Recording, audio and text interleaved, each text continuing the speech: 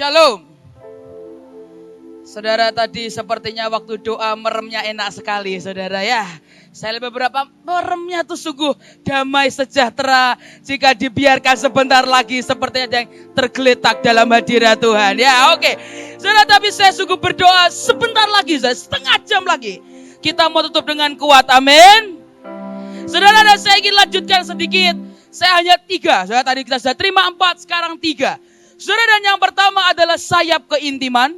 Kalau saudara lihat di Ibrani 11 ayat yang ke-5 sampai ayat yang ke-6, saudara akan melihat bahwa Alkitab berkata karena iman Henokh terangkat, supaya ia tidak mengalami kematian.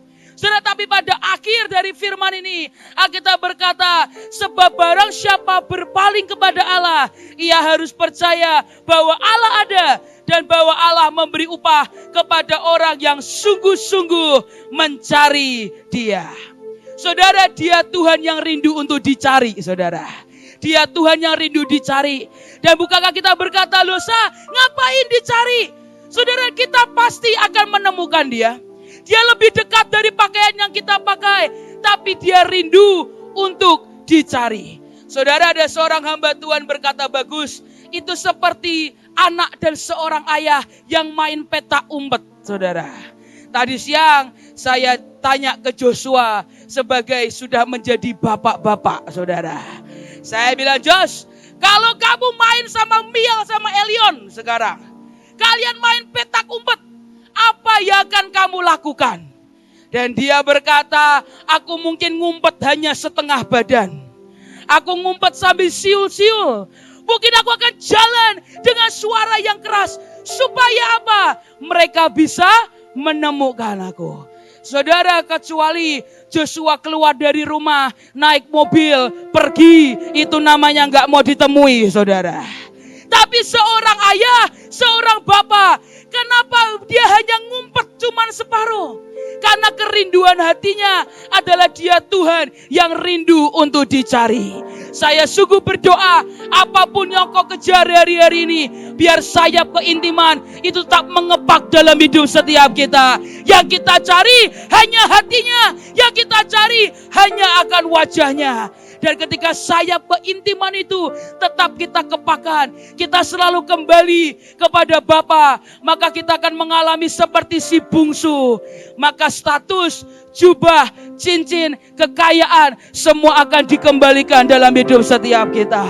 Tapi sekali lagi saya berdoa, jangan sampai kita menjadi seperti si sulung, saudara. Yang hilang karena apa? Dia tidak punya keintiman dengan ayahnya sendiri. Saudara, dan cerita sulung tidak ada endingnya. Seperti sengaja dibiarkan menjadi cerita yang terbuka, saudara. Dan setiap orang yang menentukan kalau dia seorang sulung, apakah dia mau bergabung dengan bapaknya atau memilih berada dalam kemarahan dan memilih berada di luar dari pesta akan bapaknya. Tapi saya sungguh berdoa, biar sekali lagi sayap keintiman itu selalu kita kepakan dalam hidup setiap kita. Lanjutkan, saudara ya.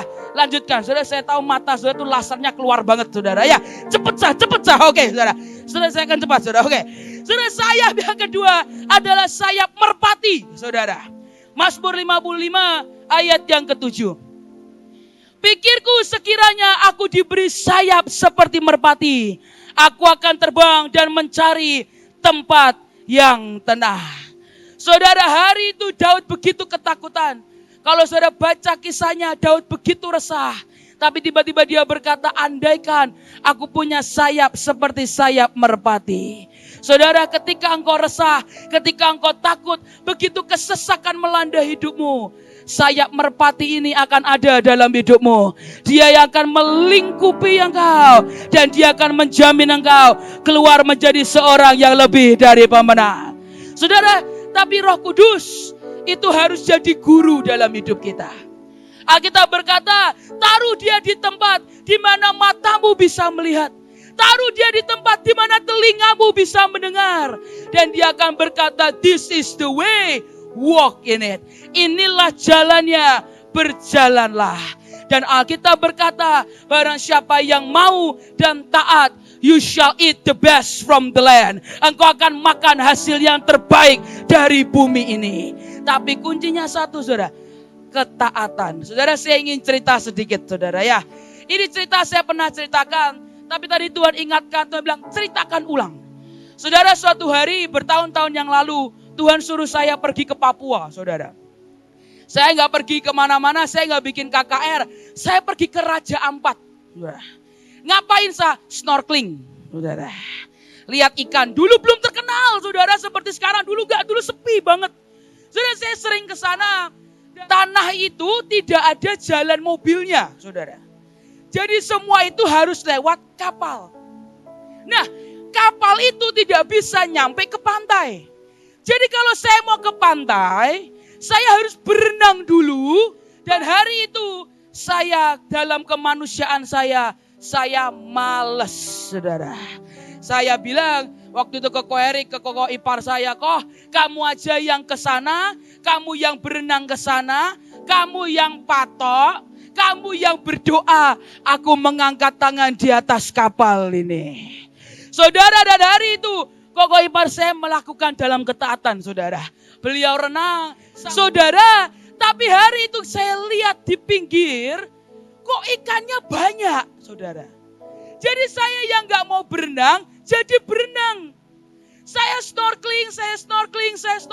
Saya lihat, wah begitu indah. Tapi sekali lagi merpatinya berkata, saya yang harus ke pantai. Saudara, dan hari itu saya tidak taat. Saudara tahu harga ketidaktaatan saya? Tiba-tiba ada panggilan yang lebih kuat daripada panggilan Tuhan. Yaitu panggilan alam semesta yang kadang tidak bisa ditahan di perut kita, saudara. Saudara, saya itu bisa nahan kencing, saudara. Saya pernah pergi dengan Coach Iren ke Amerika. 14 jam saya gak kencing sama sekali. Di pesawat duduk aja. Di mobil jalan dikit. Semua tante-tante mau kencing. Saya yang jaga mobil, saudara. Coach Iren sampai tanya, "Sa, kamu ini ngempit kencing atau enggak?" Saya bilang, "Enggak, Coach. Karena kalau kencing saya enggak apa-apa. Tapi kalau yang kedua, itu masalah bagi saya sampai hari ini, saudara." Saudara, hari itu tiba-tiba panggilan alam. Saya berenang mendekat ke kapal. Saya bilang ke masnya, "Mas, toilet dekat sini di mana ya?" Dia bilang, "Jauh. 1 jam naik kapal." Gak kuat, Pak, gak kuat. Ini pasti keluar di kapal kalau 1 jam, saya bilang. Dan tiba-tiba bapaknya bilang, "Ya udah, gimana kalau adik pergi ke pantai di sana, selesaikan urusan adik di sana, kita tunggu di sini." Saudara, saya gak mikir panjang, saya renang secepat-cepatnya ke pantai, saudara. Saya terus berenang cepat-cepat mungkin, padahal itu cukup jauh, saudara. Saya sampai di sana, semua saya suruh naik ke atas kapal dan tidak boleh turun. Dan itu puji Tuhannya, saudara, tanah itu tidak ada manusianya, saudara ya. Saya masuk ke dalam, saya ambil ranting, saya gali tanah yang paling dalam yang saya bisa lakukan, saudara. Selesai semuanya itu, saya berdiri dan melihat laut. Saya lihat kaki saya dan merpati saya mulai bilang, "Disuruhnya apa kok ngelakuinnya apa?" Ketika sayap merpatinya dikepakkan, sekalipun kadang kita tidak taat, Tuhan akan merekayasa sedemikian rupa dan membuat kita mentaatinya. Dan firman Tuhan berkata, ketika kita mentaatinya, "You shall eat the best from the land." Engkau akan makan hasil yang terbaik dari bumi ini. Amin. Saudara, rada aminnya rada mulai itu ya, saudara. Ya, oke. Saudara, mari dengan cepat. Terakhir. Wah, kata terakhir itu paling menyenangkan biasanya ya. Terakhir, saudara, terakhir. Sayap fajar. Wah, saya suka ini, saudara. Wings of the dawn. Mazmur 139 ayat yang ke-9 sampai ayat yang ke-12. "Jika aku terbang dengan sayap fajar dan membuat kediaman di ujung laut, juga di sana tanganmu akan menuntun aku dan tangan kananmu memegang aku. Jika aku berkata, biarlah kegelapan saja melingkupi aku dan terang sekelilingku menjadi malam, maka kegelapan pun tidak menggelapkan bagimu dan malam menjadi terang seperti siang. Kegelapan sama seperti terang."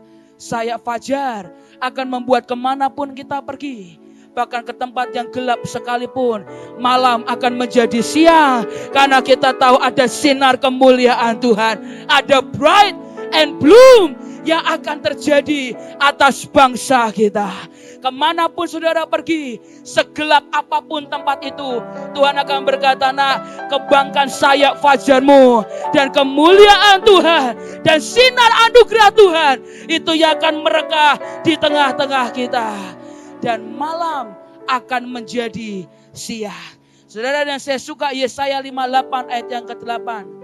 Pada waktu itulah terangmu akan merekah seperti fajar, dan lukamu akan pulih dengan segera.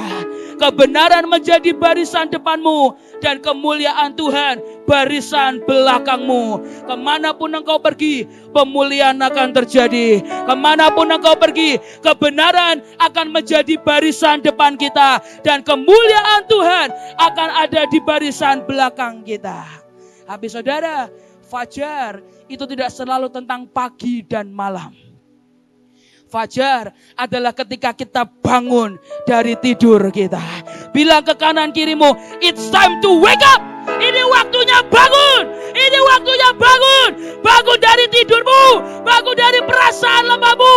Ada sayap fajar yang Dia sediakan hari ini. Dan apa yang menunggumu di pagi hari? Alkitab berkata, kesedihan mungkin akan ada sepanjang malam, tapi sukacita akan datang di pagi hari. Waktu kesedihanmu sudah selesai, waktu meratapimu sudah selesai, waktu letihmu sudah selesai, joy is coming. Sukacita Tuhan akan datang di pagi hari. Maka bangun dan kembangkan sayap fajarmu, because joy is coming. Boleh sekali lagi saja bangkit berdiri sama-sama.